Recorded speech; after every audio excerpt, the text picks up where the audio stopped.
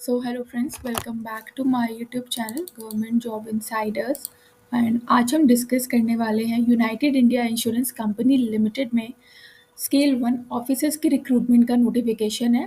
तो आप यहाँ पर देख सकते हो, यूनाइटेड इंडिया इंश्योरेंस कंपनी एक leading public sector general insurance company है that is wholly govern by the India. Fine. तो इसमें 100 स्पेशलिस्ट ऑफिसर्स की रिक्रूटमेंट है, जिसमें कि आपके रिस्क मैनेजमेंट है, finance and investment, automobile engineers, chemical and mechatronics, data analytics और लीगल। तो टोटल मिलाकर यहाँ पे 100 वैकेंसीज है। फाइन। जर्नलिस्ट की टोटल 100 वैकेंसीज। अब आप इन वैकेंसीज को कैटेगरी वाइज ऑल्सो आप देख सकते हो। एओ स्पेशलिस्ट यानी category SC ST OBC EWS general 100, SC ST OBC general, और इन टोटल मिला के 100। फाइन। उसके बाद देखा जाए तो यहाँ पे इन्होंने रिजर्वेशन की बात की है कि हॉरिजॉन्टल रिजर्वेशन ऑफ वैकेंसीज, यानी कि रिजर्वेशन दिया गया है person with benchmark disability of 4% as per the provision of RPWD act 2016। Fine. तो यहाँ पे उसके बारे में बोला गया है। उसके बाद candidate can apply and appear for either of specialist और जनरलिस्ट, यानी कि आप इधर स्पेशलिस्ट के लिए अप्लाई कर सकते हो या जनरलिस्ट के लिए कर सकते हो, दोनों के लिए नहीं कर सकते। जैसे आपने यहाँ देखा होगा ना, यहाँ पे ये वैकेंसीज हैं जर्नलिस्ट की, ये वैकेंसीज है स्पेशलिस्ट की। स्पेशलिस्ट की भी 100 है और जर्नलिस्ट की एओ स्पेशलिस्ट और एओ जनरलिस्ट। फाइन। टोटल 200 वैकेंसीज हैं यहाँ पे दोनों को मिला के। आप इधर स्पेशलिस्ट में कर सकते हो, इधर जनरलिस्ट में कर सकते हो, दोनों में नहीं कर सकते। In case of multiple registration से जो है कैंडिडेचर जो है वो कैंसिल हो जाएगा। Candidate should not apply or appear for the examination if he or she is already working as an administrative officer in the United India insurance company Limited. अगर आप पहले से ही में इसमें वर्क कर रहे हो as an administrative officer, then you are not eligible to apply for this case. Fine. उसके बाद वैकेंसीज के बारे में, sustainably invested in the southern zone of the country. ये वैकेंसी जो है मेनली साउथ में है और वेस्टर्न जोन में, and the candidate selected will be posted mostly in the offices in southern in the western zone में आपको दिया। Initial period of posting would be of minimum period of 5 years। No request of transfer. यहाँ पे 5 साल तक आपको एक ही जगह काम करना पड़ेगा। ट्रांसफर की रिक्वेस्ट को कोई भी एंटरटेन यहाँ पे नहीं किया जाएगा। उसके बाद eligibility, citizen of India, Nepal, Bhutan. Fine. India से ये मोस्टली। तो बात कर लेते हैं एजुकेशन क्वालिफिकेशन की। तो रिस्क मैनेजमेंट में आप देख सकते हो आपके पास BE BTech होना चाहिए।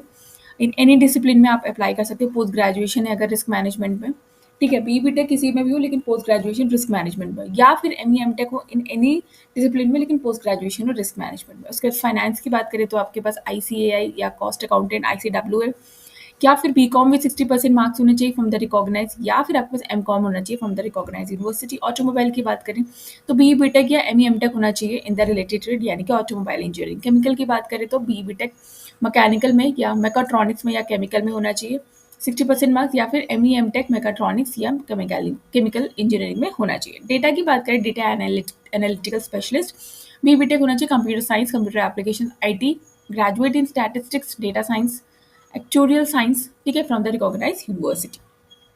या फिर आपके पास MCA हो, आपने पोस्ट ग्रेजुएट किया हो इन स्टैटिस्टिक्स और डेटा साइंस में और एक्चुरियल साइंस में, ME MTech किया हो कंप्यूटर साइंस या फिर IT में। तो यहाँ पे जो है आपको सारी जो आपकी पोस्ट है उसके अकॉर्डिंग आपकी एलिजिबिलिटी भी यहाँ पे मेंशन की हुई है। तो आप जिस भी पोस्ट के लिए अप्लाई करें उसकी एक बार एलिजिबिलिटी को अच्छे से यहाँ पे पढ़ लें। Qualification mentioned above should be obtained from the recognized university institute duly approved by the UGC AICTE as with the appropriate pattern like 10 plus 2 plus 3, right? उसके बाद where CGPA और OGPA are awarded, candidate have to produce a certificate issued by the authority कि हमारे यहाँ पे जो है conversion इस तरीके से होता है, ठीक है। Candidate should have completed the qualification mention above on और बिफोर 30th of September 2024, यानी कि आपका रिजल्ट आ चुका हो। Those who have return and final examination for the minimum educational qualification 30th of September who result are declared after will not eligible to apply, यानी कि 30 सितंबर से पहले आपका रिजल्ट आ चुका हो, अगर आप रिजल्ट का वेट कर रहे हैं then you are not eligible to apply. आपको कंप्यूटर्स पे वर्क करना आना चाहिए, वर्किंग कंप्यूटर्स और working knowledge of computer must है। उसके बाद ये एज का रिलैक्सेशन है, SC ST OBC किस किस को कितना रिजर्वेशन यहाँ पे दिया गया है, तो वो रिजर्वेशन के बारे में आप एक बार पढ़ लीजिएगा। डिसेबल्ड को कितना रिजर्वेशन है, person with benchmark disability, leprosy, dwarfism, ये सारी जो ब्लाइंडनेस है, low vision, hard of hearing, autism, mental illness, यहाँ पे ये सारे उसके बारे में दिया हुआ है, उसको एक बार आप पढ़ लीजिएगा। एप्लीकेशन फीस की बात करें तो other all applicant other than SC ST PWD permanent employ of PSGI company उनको 1000 करनी है। SC ST person with benchmark disabilities permanent employ of PSGI companies उनको 250 रुपये फीस पे करनी है, प्लस GST जो भी एप्लीकेबल होगा। फाइन। स्टार्टिंग डेट 15 अक्टूबर है, यानी कि आज से आपकी जो स्टार्टिंग है वो शुरू हो जाएगी। Last date of online registration is 5 November है। Fine. Downloading call letters 10 days prior, जब भी एग्जाम होगा उससे 10 डेज पहले आपका ये आ जाएगा। डेट ऑफ ऑनलाइन एग्जामिनेशन 14 दिसंबर है, यानी कि एग्जाम की डेट भी यहाँ पे इन्होंने मेंशन कर दिया कि 14 दिसंबर को आपका जो है एग्जाम होगा। लास्ट डेट 5 नवंबर है, तो 14 दिसंबर यानी कि आपका जो एडमिट कार्ड है 10 डेज पहले आ जाएगा, यानी कि 4 से 5 दिसंबर को आपका एडमिट कार्ड भी आ जाएगा। That you can download from uiic.co.in से। फाइन। एप्लीकेशन प्रोसीजर्स है, आपको सारा यहाँ पे डिटेल गाइडलाइंस है पूरा फिल करना है। सिलेक्शन प्रोसीजर की बात कर लेते हैं। ऑनलाइन रिटर्न, ऑनलाइन यहाँ पे जो है ऑनलाइन एग्जाम होगा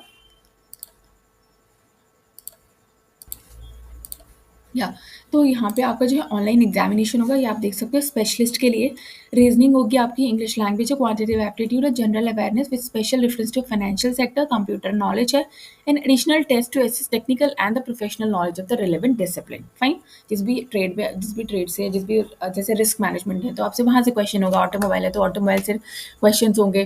फाइन। मैकेनिकल से या मैकेट्रॉनिक्स है तो वहाँ से आपसे रिलेवेंट डिसिप्लिन में क्वेश्चन यहाँ पे पूछे जाएंगे। 25 जैसे आपको दे रखा है यहाँ पे 200 नंबर ऑफ क्वेश्चंस 200 होंगे, मैक्सिमम मार्क्स 250 होंगे, आपको 150 मिनट्स यहाँ पे दिए जाएंगे। सारे मीडियम जो है इंग्लिश और हिंदी में होगा एक्सेप्ट इंग्लिश लैंग्वेज। फाइन। वो आप समझ गए हो यहाँ पे अच्छे से, यहाँ पे इन्होंने पूरा दे रखा है। उसके बाद जर्नलिस्ट की बात करें तो यहाँ पे रीजनिंग है, इंग्लिश लैंग्वेज है, क्वांटिटेटिव एप्टीट्यूड है, जनरल अवेयरनेस है, reference to financial and computer knowledge. 200 question होंगे, 250 मार्क्स, 150 मिनट्स, दोनों सेम ही है। उसके बाद आपका डिस्क्रिप्टिव टेस्ट होगा, बोथ जर्नलिस्ट और स्पेशलिस्ट के लिए, दोनों के लिए डिस्क्रिप्टिव टेस्ट होगा। ये एमसीक्यू है। फाइन। फर्स्ट पेपर जो है आपका एमसीक्यू होगा। डिस्क्रिप्टिव टेस्ट ऑफ 30 मिनट्स का होगा, 30 मिनट ड्यूरेशन विद 30 मार्क्स। ठीक है। टेस्ट ऑफ इंग्लिश लैंग्वेज होगा जिसमें आपको 10 मार्क्स की लेटर राइटिंग लिखनी होगी एंड 20 मार्क्स का ऐसे लिखना होगा। डिस्क्रिप्टिव टेस्ट जो है इंग्लिश में होगा and conducted through online mode, online mode ही होगा। ये एग्जाम भी आपका सीबीटी ही होगा। Each candidate will be required to obtain a minimum score for each section objective test separately for shortlisting for the descriptive test evaluation. यानी कि यहाँ पे जो है ना आपको सबसे पहले आपको ये जो आपका फर्स्ट टेस्ट है, जो ऑनलाइन सीबीटी 1 है, पेपर 1, वो आपको क्लियर करना होगा। मिनिमम स्कोर आपको यहाँ पे सेक्शन वाइज कट ऑफ होती है, यहाँ पे सेक्शन वाइज आपको क्लियर करना होगा, तभी आप जो है डिस्क्रिप्टिव के लिए आगे जो है जा पाओगे, तभी आप डिस्क्रिप्टिव जो एग्जाम है उसको दे पाओगे। Descriptive answer script would be evacuated only in aspect respect to those candidate who qualify the objective. जब तक आप फर्स्ट पेपर क्वालिफाई नहीं कर लेते हो आप डिस्क्रिप्टिव में नहीं जा पाओगे। Depending on the number of vacancies cut off will be decided for the descriptive paper evaluation. Each candidate will be required to obtain a minimum total score, जो भी कंपनी डिसाइड करेगी उसके अकॉर्डिंग। उसके बाद in the objective test and qualify the descriptive test for shortlisting for the interview, and the qualifying marks in the descriptive test will be decided by the company। तो सबसे पहले आपको ये जो फर्स्ट वाला है, आपको फर्स्ट जो है आपका सीबीटी 1 पेपर 1 जो है उसको समझ लीजिए, उसको आपको क्वालिफाई करना है, तभी आप ऑब्जेक्टिव उसके लिए डिस्क्रिप्टिव के लिए जा पाओगे। जब आप डिस्क्रिप्टिव क्वालिफाई कर लोगे तभी आपका इंटरव्यू होगा। ठीक है। तो इसमें सबसे पहले पेपर 1 होगा, फिर डिस्क्रिप्टिव होगा, उसके बाद आपका इंटरव्यू होगा, followed by the interview. Candidates shall be required to qualify the descriptive test, but the marks in the descriptive test will not be counted towards shortlisting for the interview or the final selection। Descriptive आपको qualify करना है, but इसके marks आपके add नहीं होंगे, marks आपके paper 1 के add होंगे। फाइन। उससे ही आपकी मेरिट बनेगी, बट आपको ये क्वालिफाई करना है। All the question in the online examination objective type होंगे, ऑल्टरनेट चॉइसेस होंगी यहाँ पे। ठीक है। Which will be in the correct answer, candidate has to select the correct answer and mouse click करना है। There will be a penalty for the wrong answer mark by the candidate. Each wrong answer के लिए 1/4 की negative marking यहाँ पे दे रखी है, आप देख सकते हो। 1/4 की नेगेटिव मार्किंग असाइंड है एज अ पेनल्टी।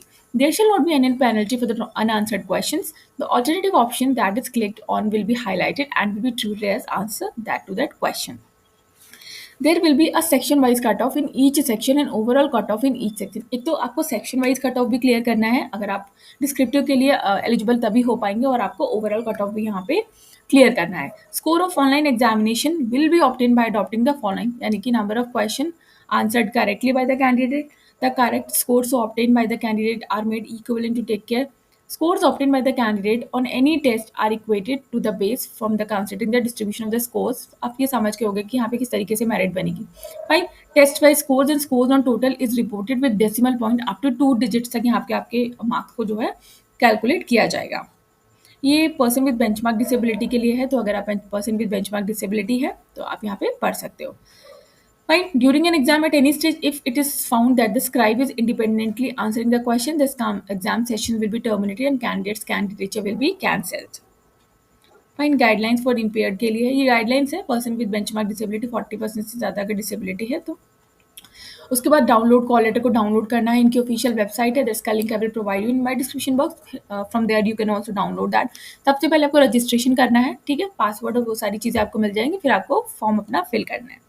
उसके बाद रिपोर्टिंग टाइम वगैरह वो सब कुछ आपके कॉल लेटर में मेंशन होगा जब वो आएगा, यानी कि 4 से 5 दिसंबर को, क्योंकि 14 दिसंबर को ये एग्जाम है, तो आपका तब ये एडमिट कार्ड आ जाएगा। Candidate advise to report the examination centre well before the reporting time. Candidates जो लेट आएंगे वो मतलब एग्जाम नहीं दे पाएंगे, आपको कॉल लेटर ज़रूर लेकर जाना है। Reporting time mention on the call letter is prior to the starting time of the test through the duration of the examination 3 hours की होगी। Candidate will be required to at the reach the venue 4.5 hours including. आपको सारी अपना जो है time लेकर जाना है, क्योंकि 150 मिनट्स वहाँ पे 150 मिनट्स यहाँ पे लगेंगे। उसके बाद आईडी वेरिफिकेशन के लिए आप कुछ भी लेकर जा सकते हो, पैन कार्ड है, आधार कार्ड है, फोटो आईडी कार्ड है, जो भी आपके पास है आप वो लेकर वहाँ पे ज़रूर लेकर जाए अपने साथ, including your ID cards, including your call letter. Fine. उसके बाद candidates qualified in the competitive online return examination will be called for the interview up to 3 times. उसके बाद आपको इंटरव्यू के लिए यहाँ पे बुलाया जाएगा, वहाँ पे फिर आपका बायोमेट्रिक वेरिफिकेशन भी होगा। कंपनी एट वेरियस स्टेजेस पे वहाँ पे आपके फोटोज, हम इंप्रेशन वगैरह, आइरिस स्कैन करेगी, वो बायोमेट्रिक वेरिफिकेशन करेगी। यहाँ पे अदर इंपॉर्टेंट पॉइंट्स हैं, कैंडिडेट्स को विजिट करना है। उसके बाद यहाँ पे सारी चीज़ें, company has a right to take the decision pertaining to release the score cards, और ये मोबाइल फ़ोन्स, कुछ भी इलेक्ट्रॉनिक्स आइटम्स अलाउड नहीं है, वो सारी चीज़ें यहाँ पे एक बार आप पढ़ लीजिएगा। Fine. Action against found guilty और मिसकंडक्ट फेयर मीन्स है कुछ है, तो उसके बारे में है यहाँ पे। उसके बाद यहाँ पे आपसे बॉन्ड भी प्रोविजन पीरियड की बात कर लेते हैं। तो selected candidate if certified to be medically fit may be appointed administrative officer or on provision period of 1 year which may be extended on the description of the company. 1 साल का provision period है। Fine. Company के पास पूरे rights हैं आपको terminate करने के, अगर आप सुटेबल नहीं लगते हो उनको during the provision period. Candidate may require to undergo theoretical or practical training. Fine. During the provision period, the office would be required to pass the non-life, यानी कि licensure examination conducted by the Insurance Institute of India. Only after passing the said examination, the officer will be eligible for confirmation of his service in the company. तो आपके exam during the provision period में ये exam होगा, अगर आप ये clear करते हो तभी आप जो है फाइनली यहाँ पे आपका आप जो है एज अ ऑफिसर यहाँ पे वर्क कर पाओगे।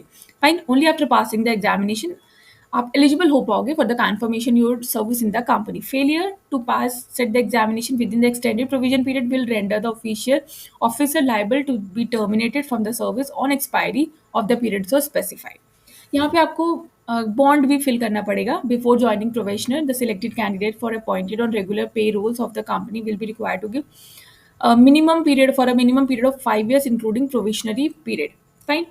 In the event of their resigning from the company before the expiry of the bond period, they will liable and pay liquidate damage equivalent to actual gross paid by him or her but not exceeding the amount of the gross salary. In addition, the resignee shall also liable to pay an amount of 35,000 towards orientation and upskilling costs. So आपको ये 35,000 यहाँ पे पे करने पड़ेंगे। Fine. उसके बाद salary जो मिलेगी आपको यहाँ पे ग्रॉस पे सैलरी 88,000 तक मिलेगी in the at the metropolitan centres पे। ये कुछ सर्विस कंडीशंस हैं। Selected candidate shall have to confirm within the rules regulations के बारे में दे रखा है यहाँ पे। तो आई होप बाकी सारी चीज़ें तो मैंने यहाँ पे डिस्कस कर दी हैं। कुछ भी अगर इम्पॉर्टेंट अगर आपको लगता है या आपको कुछ जानना है यहाँ पे, तो आप यहाँ पर मुझसे कमेंट बॉक्स में आप लिख सकते हो। मैं आपको यहाँ पे पूरी डिटेल्स दे दूँगी कैसे ही। देखिए, एक बार आपको नोटिफिकेशन खुद भी पढ़ना है, क्योंकि सारी चीज़ें मैं नहीं बता सकती। अब यहाँ पे आप देख सकते हो कैसे फ़ोटो लगाना है, कैसे सिग्नेचर अपलोड करना है, एक हैंड रिटन डिक्लेरेशन भी यहाँ पे आपको अपलोड करना होता है, फ़ोन नंबर होना चाहिए, ईमेल आईडी होनी चाहिए। यहाँ पे किस तरीके से फॉर्म को फिल करना है वो भी चीज़ें यहाँ पे बिल्कुल साफ मेंशन की है। तो अगर आपको कोई भी डाउट है तो आप मुझसे कमेंट बॉक्स में ज़रूर पूछिएगा। और वीडियो अच्छी लगे तो चैनल को like, share, subscribe and bell icon button को प्रेस करना नहीं भूलिएगा। तब तक के लिए नमस्ते।